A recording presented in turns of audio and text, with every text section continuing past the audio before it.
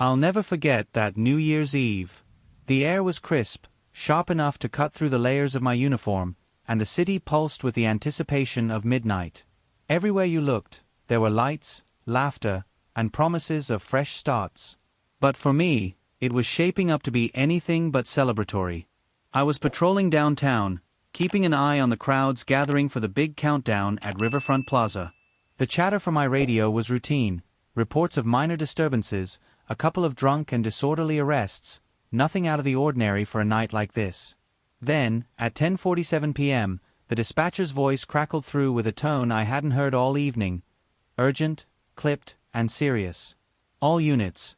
We have a report of a suspicious package at the corner of 5th and Main. Possible explosive device. Bomb squad en route. 5th and Main was just 3 blocks from where I was stationed. The thought of an explosive device amidst thousands of partygoers made my stomach tighten. I responded to the call immediately, weaving through the throngs of people who were blissfully unaware of the potential danger lurking nearby.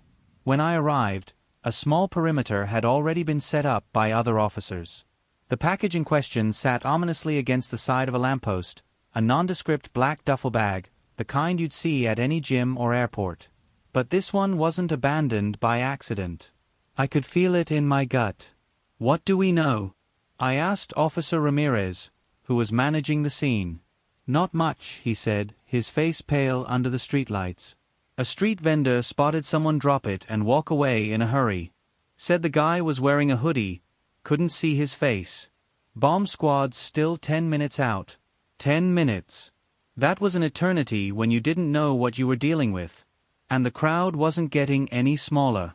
People were starting to notice the commotion. Their curiosity piqued. I needed to do something, fast. Ramirez, keep pushing the perimeter back, I said. Get these people out of here. I crouched near the bag, careful to keep my distance. My training told me to wait for the experts, but my instincts were screaming at me to act. There was no telling how much time we had. The faint hum of the city around me faded as I focused all my attention on the bag. My heartbeat sounded like a drum in my ears. Dispatch, this is Officer Thorne, I said into my radio. I'm assessing the package. Stand by. I slipped on a pair of gloves and reached for my flashlight. The beam illuminated the zipper, which was partially undone. Peering inside, I caught sight of wires, red and yellow, and what looked like a timer. My breath hitched when I saw the digits. 12 minutes and 57 seconds. It was counting down. It's active, I muttered, more to myself than anyone else. My fingers hovered over the radio again. Dispatch, the device is live. Timer reads 12 minutes, 53 seconds. Bomb squad needs to step on it. Understood. Officer Thorne. They're en route, the dispatcher replied. I swallowed hard and leaned back, my mind racing. 12 minutes. There was no guarantee the bomb squad would make it in time. And even if they did, the crowded streets meant an evacuation would take too long. If this thing went off, the casualties would be catastrophic. I'd been through bomb training, of course, but it had always been theoretical. Cut the wrong wire, and you're done. I stared at the bundle of wires inside the bag, trying to recall every detail of my training. Red, yellow, black. What did they mean again? The information felt buried under layers of panic. Sam, you don't have to do this, Ramirez said, his voice shaking. The bomb squad might not make it in time. I cut him off, my eyes locked on the timer. Get everyone clear. As far back as you can. Now. He hesitated for a moment, then nodded and started shouting orders. The crowd began to move, though not quickly enough for my liking. I could hear the distant wail of sirens, but they felt a lifetime away. With trembling hands, I unzipped the bag further, exposing more of the device. My flashlight revealed a circuit board, a battery pack, and more wires than I'd hoped for. The timer ticked down mercilessly. 10:42, 10:41, 10:40. Okay, Sam, I whispered to myself. You can do this. Focus. I took a deep breath, trying to steady the tremble in my hands. The timer glared back at me, relentless and unforgiving. 10 minutes felt like 10 seconds when a mistake could mean the end of everything. The first thing I needed to do was figure out the trigger. My training whispered in the back of my mind. Motion sensors, pressure plates, or maybe just a simple timer. I examined the device closely, using the flashlight to trace the wiring. The red wire snaked toward a small plastic casing, likely the connection to the timer. The yellow wire was coiled tighter than the rest, leading to what looked like a crude circuit switch. Think, Sam. What's the primary? Timer or trigger? I muttered under my breath. The radio crackled. Officer Thorne, ETA for bomb squad is 7 minutes. Repeat. 7 minutes. Copy that, I replied, my voice steadier than I felt.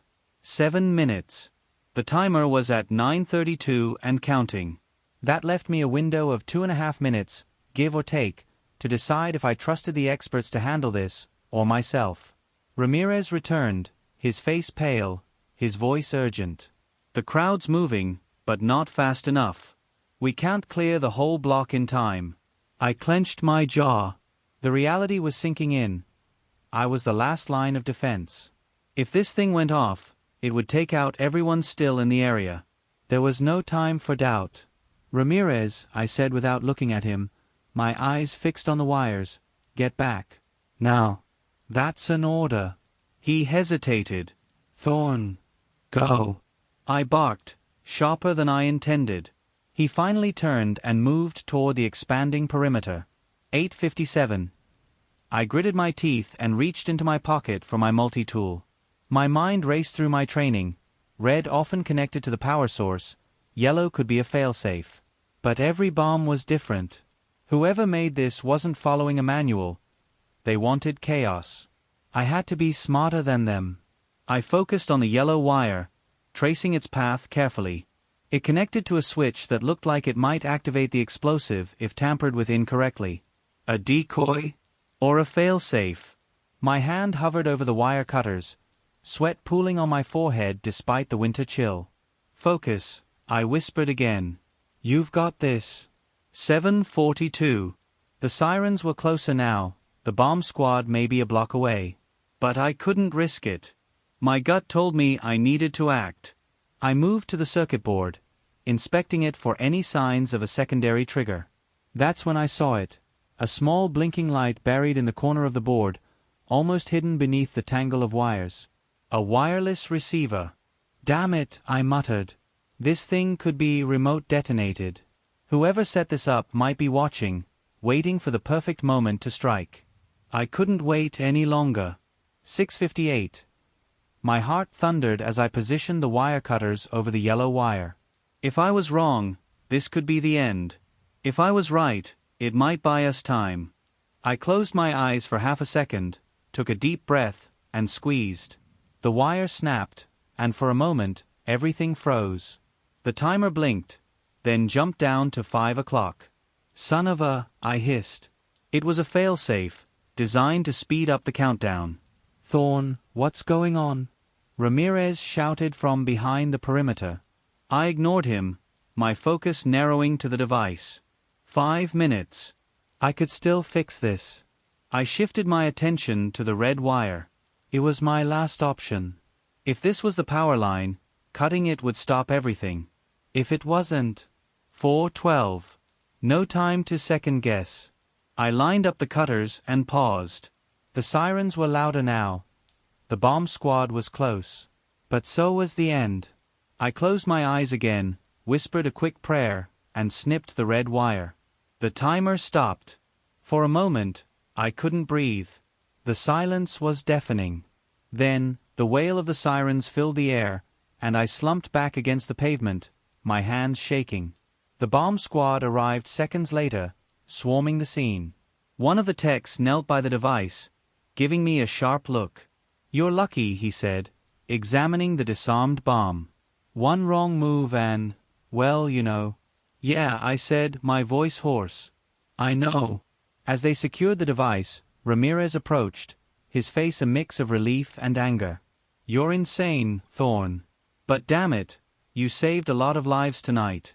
I nodded, too drained to respond. The countdown to midnight was still ticking, But for me, the new year had already begun, with the sharp realization that sometimes you don't get to wait for the experts. Sometimes you have to trust yourself. The city roared to life as midnight approached, fireworks painting the sky in vibrant bursts of color. But I couldn't bring myself to celebrate. I stood at the edge of the perimeter, watching as the bomb squad carefully removed the device. My hands still trembled, the adrenaline refusing to let go. "Thorne," a familiar voice called. Ramirez jogged toward me, carrying 2 steaming cups of coffee. "Thought you could use this." "Thanks," I muttered, taking the cup. The warmth seeped into my frozen fingers, but it did little to thaw the knot of tension in my chest. "You okay?" Ramirez asked, his tone softer now. I nodded, staring at the ground. "Yeah. Just processing." He didn't push. Ramirez had been my partner long enough to know when to give me space. Together, we stood in silence, the distant cheers of the crowd and the echo of fireworks filling the void. The scene was wrapping up, the crowd dispersed, the bomb squad loading the disarmed device into their truck. But something didn't sit right. The blinking light, the failsafe. This wasn't the work of some amateur looking to cause chaos. This was deliberate, methodical, personal. "Ramirez," I said, my voice sharper than I intended. "The guy who dropped the bag. Any description besides the hoodie?" He frowned, scratching his head. "Not much. Vendor said he was average height, medium build, kept his head down." "Why?" I sipped my coffee, letting the bitter taste ground me. Because whoever planted that bomb wasn't just trying to make a statement. That setup? It was layered, meant to confuse, delay, maybe even kill whoever tried to disarm it. This wasn't random. "You think we were targeted?" Ramirez asked, his brows knitting together. "I don't know," I admitted, my mind racing. "But I'm not letting this slide. Pull the security footage from every camera near 5th and Main. Someone saw something." "On it," Ramirez said, already reaching for his radio. As he relayed the request, I stared at the spot where the duffel bag had been. The crowd had cheered in unison as the clock struck midnight, the city oblivious to how close we'd come to disaster. But I couldn't shake the feeling that this was far from over. The fireworks faded, leaving only the distant hum of the city settling into the new year. I glanced up at the sky, now quiet and dark, and made a silent promise. Whoever did this wouldn't get another chance.